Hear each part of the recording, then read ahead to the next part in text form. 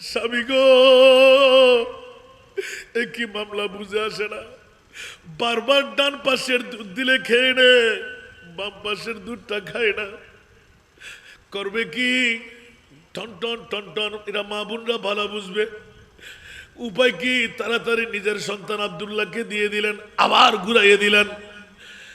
আমার প্রিয় মা বাপ 2 বছর 23 মাস সামান্য কিছুদিন। উচ্চ আওয়াজ দিয়ে বলুন না সুবহান।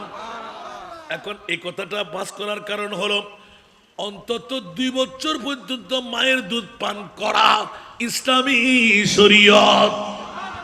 আরো জোরে। আমার নবীর শিশু থেকে কসুরত্ব, যে নবী ইসলাম পাই নাই, মার গর্ভ থেকে এসে 2 জন ভাইয়ের হক বিচার করলেন।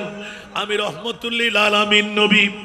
একটা পিস্তন আমার মায়ের, আমার আর একটি পিস্তন আমার দুদু ভাই আব্দুল্লাহর। আল্লাহু আকবার।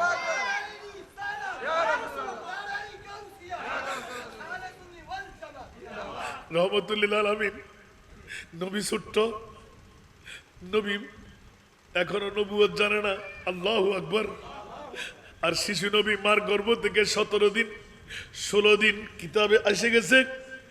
16 দিন 17 দিনের ছেলে একবারও আব্দুল্লাহর পাট ধরবে না। ডান পাশ প্রথম দিলেন মা, এটা আমার। বাম পাশ যেটা নিলেন না, ওটা আমার ভাই আব্দুল্লাহর। উচ্চ আওয়াজ দিয়ে বলুন না সুবহান। হায় হায়, বাবা আজ করে ফেললেন। হালিমা দুনিয়ার জগতের মধ্যে কিরে সেলিম ভাই বাঁচি আছে না? ইন্দাই বই না মারা হন না। আর এক আশেখ রসুল আয় তো মনে হয় দুনিয়া তুই নাই ফাল খবর টবর নাই সারা দুনিয়া।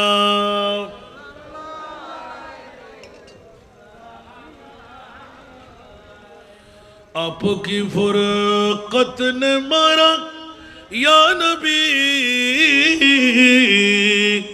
दिल हुआ गम चेदु पारा या नबी सलातुनिया।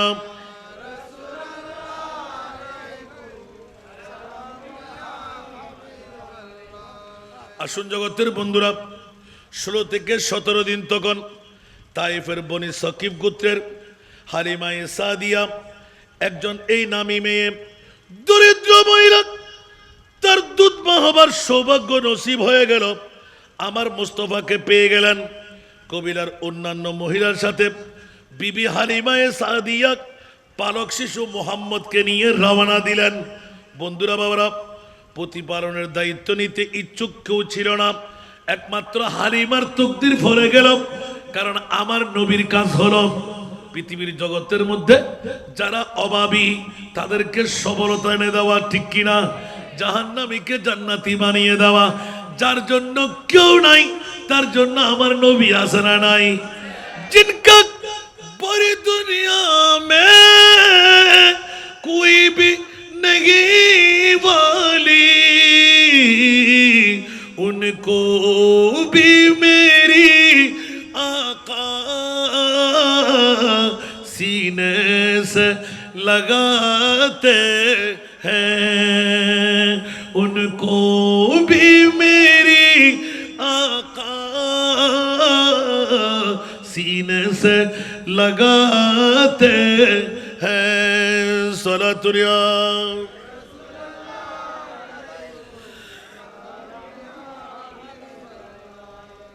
এই জন্য কোন কবিতা লিখতে লাগলেন, নবী মাতৃ গর্ভে আসিয়া পিতৃহারা হইয়া এতিম রূপে আসিলেন ধরায়, এতিম রূপে আসিলেন ধরায়।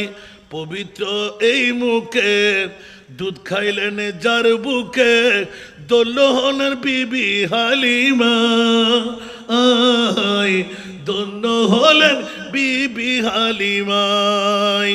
ওগো নবীজি কোন সাধনে আমি তোমায় পাই। সালাতুনিয়া।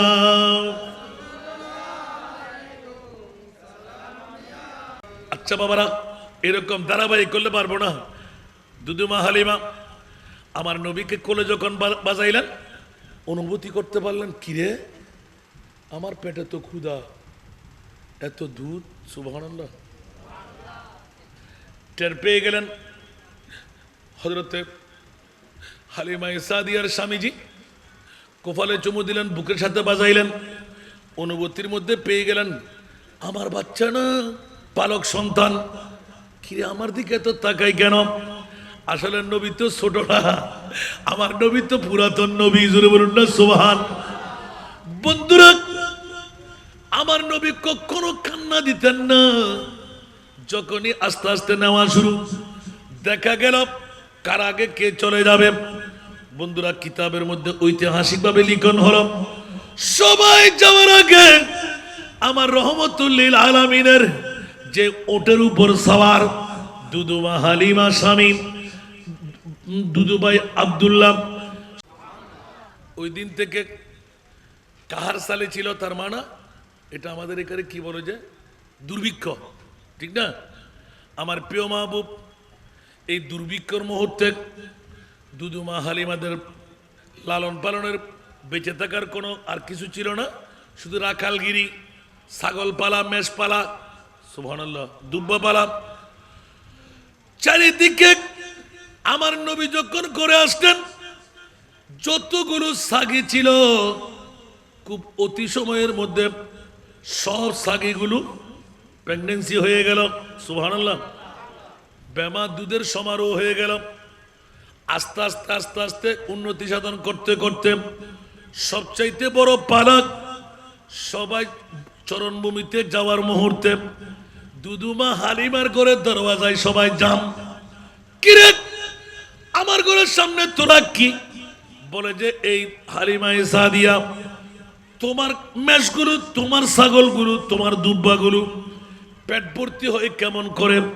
তোমার ছাগল দুব্বা মেষ যেদিকে যায় আমাদের চরণভূমিও সেদিকে হবে, তুমি মানা করতে পারবা না। উচ্চ আওয়াজ দিয়ে বলুন না সুবহান।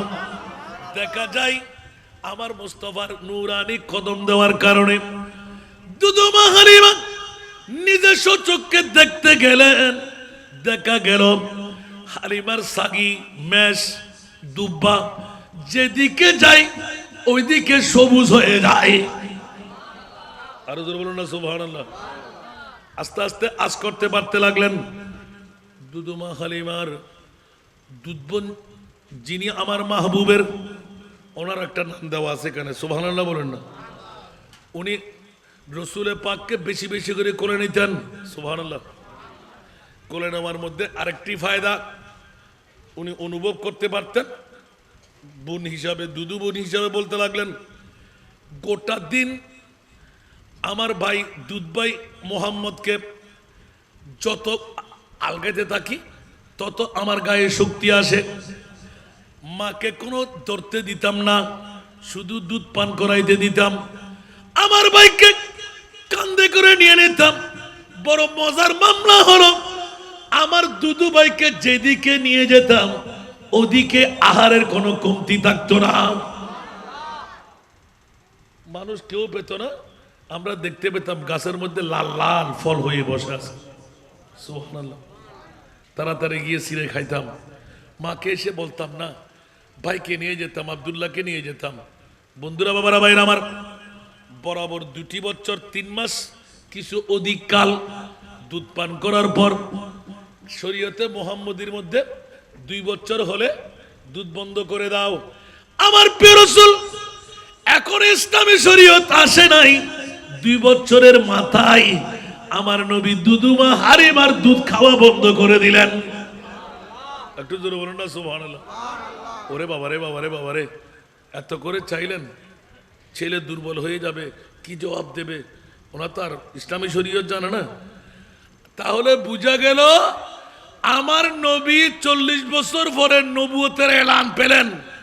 নবুয়তের দায়িত্ব, কোরআনী দায়িত্ব মার গর্ভ থেকে এসে পালন করে ফেললেন। একটু জোরে বলুন না সুবহানাল্লাহ। এবার যেতে যেতে যেতে বন্ধুরা, বাবারা, ভাইরা আমার, একদিন আমার প্রিয় মাহবুব হালিমা সাদিয়ার দুধ বোন আমার নবীর একটা যুদ্ধের মধ্যে বন্দী হয়ে গেল। প্রায় 700 জন। কয়জন? 700 জন ভাইয়ের, দুদু ভাইয়ের দাওয়া নিয়ে আপন বোনকে সবাই গিয়ে ধরলেন। তোমার দুদু ভাই আব্দুল্লাহর ছেলে মোহাম্মদ আখেরি জামানার নবী, উনি যা বলে তাই কুরাইশ না মানে বা আনসার মুহাজিররা মানবে। বন্দি যখন হয়ে গেল, বাঁচার কোনো উপায় নাই। আপন বোন গিয়ে ভাইয়ের কাছে যখন দাঁড়াইলেন, আমার প্রিয় রাসূল বড় বোন বলে নুরানি আমামা শরীফ খুলে, পাগড়ি মোবারক খুলে মানই আপন বোনের জন্য বিছাইয়ে দিলেন। সুবহানাল্লাহ। কুরাইশরা, কাফেররা আব্দুল্লাহর ছেলে মোহাম্মদ যখন বোন হিসেবে মাথার পাগড়ি খুলে দিছে, নিশ্চিত ওনার কথা মানবে, আমরা খুশি। সুবহানাল্লাহ। বন্ধুরা আমার, আমার নবী অন্তরের খবর জানে কি জানে না? আরো জোরে কৈশোরত্বের মধ্যে পৌঁছাই দিতে লাগলেন। বন্ধুরা, শিশু থেকে যখন এই মকাম পর্যন্ত পৌঁছা হলো, অসংখ্য নাজ ও নিয়ামতের কথা রেখে দিলাম। আপন বোন যখন মোস্তফার কাছে দাঁড়াইলেন, বোন রে আদর করলেন, মাথার উপর হাত বুলাই দিলেন। দুই ভাইয়ের মধ্যে মোকালামা হলো। কেন আসতে? বলে যে আমার গোত্রের কিছু বন্দি হয়ে গেল, ওদেরকে ছুটকারা দিতে। আমার নবী বললেন, তুমি আমার দুদু বোন বলে আমার ইসলামের মধ্যে শরীয়ত হলো সিলুল আরহাম, আত্মীয়তার বন্ধন ছিন্ন করা আমার ইসলামে নাই। উচ্চ আওয়াজ দিয়ে বলুন না সুবহান। আর জোরে। আমার প্রিয় রাসূল বিধান করে দিলেন, সিলুল আরহাম, তুমি আমার দুদু বোন। অনেক হক তোমার আমার কাছে আছে, তোমার মায়ের দুধ খেয়ে আমি বেঁচেছিলাম, সে তু বোন রে তুমি কি বলো? বলে যে সব বন্দীদের আমি মুক্তি চাই। আমার নবী কোনো কন্ডিশন ব্যতিরেক দুদু বোনের বুরুত্বের কারণে কাফেরা হলেও আমার নবী মুক্ত করে দিলেন। সাথে সাথে সমস্ত সাহাবীরা এক একজন বন্দীকেও রাখেন নাই। আমার নবীর প্রেমের মধ্যে পড়ে নবী যেইভাবে মুক্ত করে দিলেন, সমস্ত সাহাবীরাও নিজের আওতার থেকে মুক্ত করে দিলেন। জোরে বলুন সুবহান। আরো জোরে বলতে হবে। এইভাবে এক নয় দুই নয়, পৃথিবীর জগতের মধ্যে আমার প্রিয় রাসূল দুইজন যখন ঝগড়াটে, আমার প্রিয় রাসূল এলান দিতে লাগলেন, ঝগড়া করো না, তুমি কোন ধর্ম সেটা রাখো। এখনো নবী হয় নাই। বোনের কথা তো নবুয়তের মামলার পরে, মার মামলা নবুয়তের মামলার পরে, ওই সময় তো সংবিধান এসে গেল। আবার এখন কেউ কেউ বলে 23 বছরের জন্য মান্য করতে হবে। 23 বছর আগে নবীর কোনো কিছু মানার দরকার নাই। আমি তাদের কাছে প্রশ্ন করি, ওই বন্ধুরা 23 বছর নবুয়তি জিন্দেগির আগে নবীকে কাফের বলা যাবে, মুশরিক বলা যাবে, বেদিন বলা যাবে? আবার কেউ কেউ বলে আমার নবীর মা বাবা নাকি জাহান্নামী, ডান্ডার বাড়ি খাচ্ছে। জোরে বলো না নাউজুবিল্লাহ। আরো জোরে বলো না নাউজুবিল্লাহ।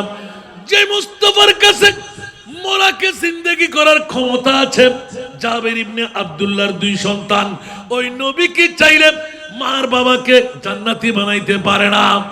এখন একটা হাদিস নিয়ে আসে মুসলিম শরীফ থেকে, আমার রাসূল নাকি দোয়া করতে গেলেন, আল্লাহর বারণ করলেন, ইয়া রাসূলুল্লাহ দোয়া করার প্রয়োজন নাই। তার মানে মাগফিরাতের জন্য আপনার মায়ের দোয়া করতে হবে না। আমি আল্লাহ জাহান্নাম থেকে মুক্ত যারা, তার নাম রাখি আমেনা। আরো জোরে বলুন না সুবহানাল্লাহ। আমেনার জন্য আপনাকে দোয়া ক্ষমা চাইতে হবে কেন? আমি তো নবীর মা বলে জাহান্নাম থেকে মুক্ত তাকে বানাইলাম। আওয়াজ দিয়ে বলবেন না সুবহানাল্লাহ। বন্ধুরা, বাবারা, ভাইরা আমার, আমার প্রিয় রাসূলের এক এক করে অসংখ্য বেনজির ঘটনা শিশুকাল থেকে এই কৈশোরত্বের মধ্যে প্রিয় মাহবুবে মুস্তাফা, যার নামে তাজিরুস সুদুকুল আমিন, উচ্চ আওয়াজ দিয়ে বলুন না সুবহান।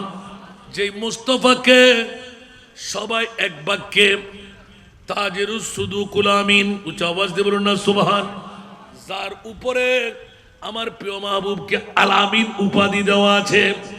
কাফের মুশরিক বেদিন যেদিন হিজরত করতে লাগলেন আমার নবী মক্কার জমিন থেকে, ওই দিনও তো কুরাইশবাসীর কাফের মুশরিকদের অসংখ্য কোটি কোটি লাখ নয় সম্পদ টাকার মালিক ছিলেন আমার নবী। তাহলে বোঝা গেল কাফের মুশরিক বেদিনরাও আমার নবীকে আলামিন হিসাবে মানতেন। আর বর্তমান যুগে মুসলমানের সন্তান মুমিন দাবি হয়ে আমার নবীকে না না না 40 বছর আগে নয় 40 বছর পরে তোলের বিড়াল বেরিয়ে যাবে, ওরাই তো মিলাদুন নবীর বিরোধিতা করে। নাউজুবিল্লাহ বলেন না, আর একটু জোরে বলেন না নাউজুবিল্লাহ। পৃথিবীর জগতের বন্ধুরা, এই প্রিয় রাসূলের মামলায় পৃথিবীর জমিনের মধ্যে একদম শিশুকাল থেকে নিয়ে মদিনার মধ্যে পূর্ণ গমন অসংখ্য রাওয়ায়াত। আল্লাহুম্মা তারা বেগুন করে চাইলেই দেয় ওয়ালালে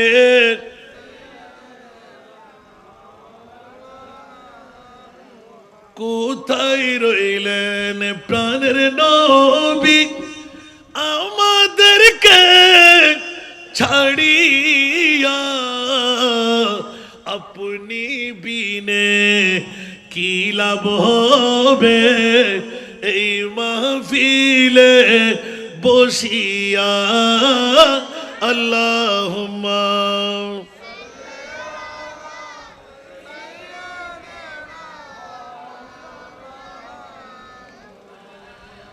ওয়ালা আলি সাইয়্যিদিনা कर লাগিয়া কেন্দে মোর কেউ তো সঙ্গে যাবে না, কবরে হাশরে পাবেন মদিনা যার ঠিকানা।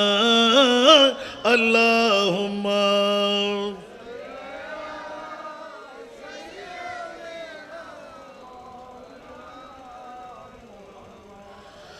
ওয়ালা আলি সাইয়্যিদিনা। বন্ধুরা, বাবারা, ভাইরা আমার প্রিয় রাসূলের আম্মা জান, সুবহানাল্লাহ বলেন না, 6 বছর বয়স। কিছুদিন আগকালে আমার নবীকে নিয়ে বেড়াইতে যাচ্ছেন। যাবেন কোথায়? বাবা আব্দুল্লাহর কবর, সুবহানাল্লাহ। ওইদিকে বাবার বাড়ি, সুবহানাল্লাহ। যাত্রা পথে বাবা আব্দুল্লাহর কবর, মার কাছে অসুস্থতা, মার শুভ শাহাদাত। একজন বান্দি ছিলেন আমার প্রিয় মাহবুবের দরবারে। মা যখন দাসী উম্মে আইমন, দাসী ছিলেন কি উম্মে আইমন, তাকে সঙ্গী করে নিলেন। আসার সময় প্রিয় মাহবুব সাল্লাল্লাহু তাআলা আলাইহি ওয়াসাল্লাম আম্মাজান যখন বিষম জ্বরাক্রান্ত হয়ে 6 বছর বয়স নবীর ইন্তেকাল বরণ করলেন। ওই সময় উম্মে আইমনের হাতে 6 বছর বয়সী নবীকে মা তুলে দিলেন। উচ্চ আওয়াজ দিয়ে বলুন না সুবহানাল্লাহ। কয় বছর? 6 বছর। উচ্চ আওয়াজ দিয়ে বলুন না সুবহান। মা দাসী উম্মে আইমন আমার মুস্তাফাকে নিয়ে বড় কান্না দিলেন। এখন মা আমেনা রাদিয়াল্লাহু তাআলা আনহা, বাবা আব্দুল্লাহ বেশি দূরত্বের মধ্যে নয়, ওখানে থেকেই 1 মাস মতো যাপন করে আরবের নিয়ম অনুপাতে সব কাজগুলো শেষ করার পর আমার নবীকে নিয়ে আসবে। ওই মুহূর্তের মধ্যে আমার প্রিয় রাসূল সরওয়ারে কায়নাত আস্তে আস্তে এলানে নবুয়তের পরে এমন কান্না মার বাবার 2 কবরের মধ্যখানে গিয়ে দিলেন, যে কান্নার ছুটে আল্লাহ বলতে লাগলেন, ইয়া রাসূলুল্লাহ, মা দেখতে মন চাই, বাবা দেখতে মন চাই। স্পষ্ট রাবায়ের টুকু চলে আসে। আল্লাহ চাইবে না কেন? বলে যে 2 জনের সাথে তুমি কথা বলো। উচ্চ আওয়াজ দিয়ে বলুন না সুবহানাল্লাহ। এইভাবে বন্ধুরা, বাবারা, তারিখে খোলাফার মধ্যে প্রসিদ্ধ জালালউদ্দিন সুয়ুতী রহমতুল্লাহ আলাইহি এমন সুন্দর লিখন লিখলেন যা অবর্ণনীয় ধারা। উচ্চ আওয়াজ দিয়ে বলুন না সুবহানাল্লাহ। আসুন, এভাবে বলতে গেলে বাবা রাত যাবে, দিন আসবে, দিন যাবে, রাত আসবে। আমার রাসূলের একটা সপ্তাহ শেষ করতে পারবো? রাসূলের পাককে, সুবহানাল্লাহ। আল্লাহ বলতো আমার সাল্লাকা ইল্লা রাহমাতাল লিল আলামিন, সমস্ত নবীকে রহমত দিয়ে পাঠাইলাম, আমার নবীকে রহমত বানাইয়ে পাঠাইলাম। কত রহমত! কত মুজিজা? 1,65,000-এর উপরে। তোমার একটু জোরে বলবেন না? 1,65,000-এর উপরে। উচ্চ আওয়াজ দিয়ে বলুন না সুবহান। এখন আমি আগ্রাবাদ ছাত্র ও যুব সংস্থার কাছে কোন কারণে ওই মুস্তফার ঈদে মিলাদুন্নবী সাজাবার কি প্রয়োজনীয়তা? সুবহানাল্লাহ বলুন না, আর একটু জোরে বলতে হবে। সুন্নিরা কি আমাদের সারগার ভাষায় বলে না, লাভে লোয়া বয় অলাফে ফলো অনবয়। মারহাবা, লাভে অলাফে। আমরা শুধু বিরিয়ানি খাচ্ছি না, দুনিয়াতে ফেট পড়াচ্ছি না, কাল কিয়ামতের ময়দানও আল্লাহ আমাদের জন্য লাল ভাত তৈরি করবেন। আরো জোরে বলতে হবে।